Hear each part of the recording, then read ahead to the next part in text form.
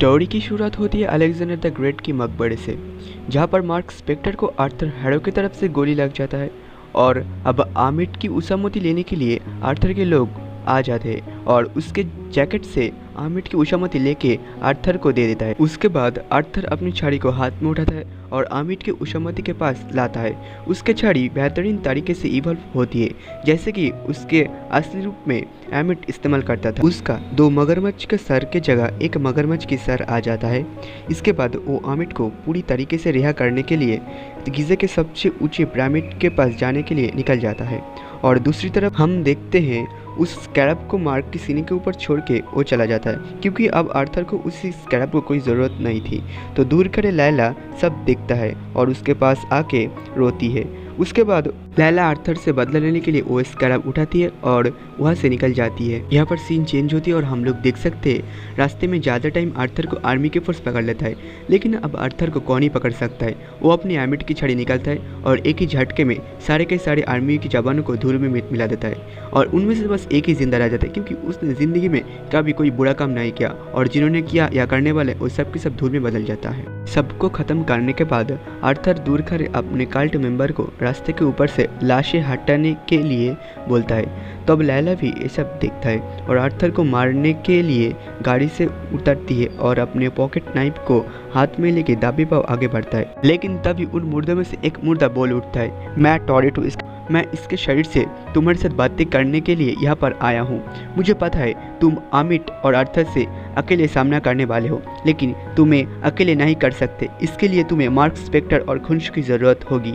तब लैला बोलती है, मुझे किसी की ज़रूरत नहीं, मैं अकेले ही सामना कर सकता हूँ। इसके बाद हम देख सकते आर्थर अपने कल्ट मेंबर के साथ गीज़ा के पिरामिड तक पहुँच जाता है और आमिट की छड़ी की मदद से गीज़ा के दरवाज़ा खोल देता है, जहाँ पर सारे इजिप्शियन गॉड एक साथ बैठ के मीटिंग करता था जिसको कहा जाता था मीटिंग ऑफ एनियाक। यहाँ पर आते ही सबसे पहले आर्थर उन सब इजिप्शियन गॉडों को जान से मार देता है क्योंकि वो लोग आर्थर के काम में अरंगा डाल सकता था।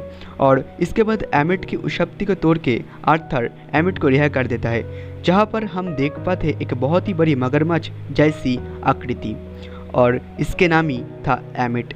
रिहा होते ही आमिट आर्थर को ही बोलता है, तुम्हारा तराजू डगमगा रहा है। इसके बाद आर्थर बोलता है, मैं आपके हर फैसला मंजूर करूंगा, इसीलिए मैं अपने जूते में कांच का टुकड़ा रख के चलता हूँ जिससे कि मेरा पाप थोड़ा सा कम हो।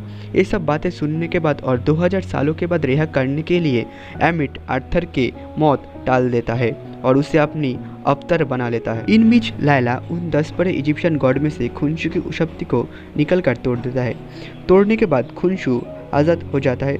आज़ाद होते ही खुंशु लैला को बोलती है, उनसे लड़ने के लिए तुम काफ़ी नहीं हो, तुम्हें मेरी मदद चाहिए होगा, तुम मेरी अवतार बन जाओ। लेकिन लैला बोलती है, मुझे मालूम है तुमने मार्क के साथ क्या किया है, इसीलिए मैं तुम्हारे बातों में नहीं आऊँगा।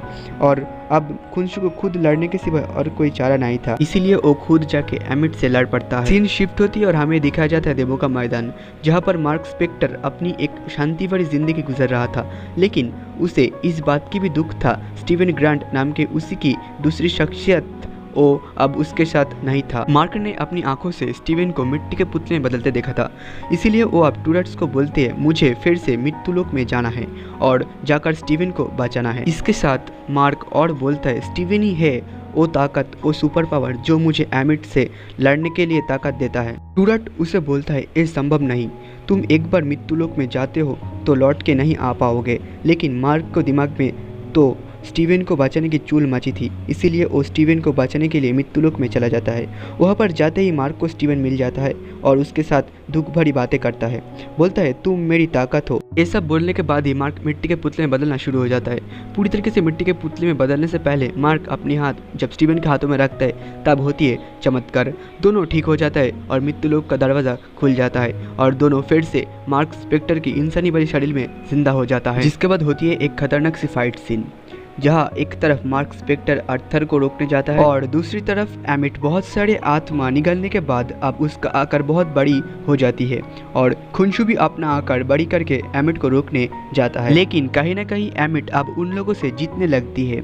यहाँ पर उन लोगों को मदद करने के लिए पहुंच जाती है लायला, जो अब टॉयलेट की अवतार बन चुकी है।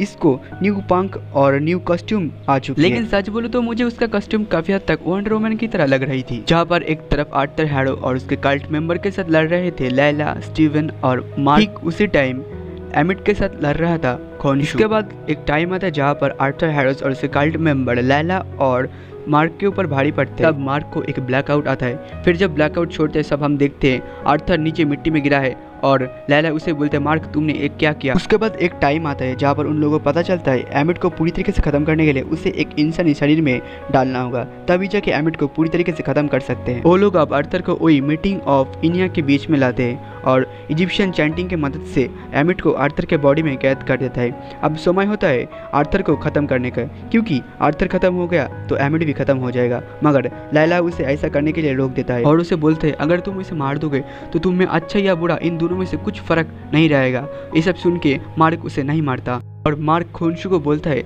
उन दोनों को आज़ाद करने के लिए और खोनशु अपने वादे के दौरान मार्क और स्टीवन को आज़ाद कर देता है। तो फाइनली दोस्तों यहाँ पर ही खत्म होती है एक और न्यू शानदार सी कहानी। मैं जल्दी से इसका और एपिसोड एक्सप्लेन करके डाल दूंगा मेरे चैनल पे। तब तक के लिए वीडियो को लाइक करो, चैनल को सब्सक्राइब करो। फिर मिलते हैं एक और न्यू एक्सप्लेन वीडियो के साथ। तो के लिए बाय बाय।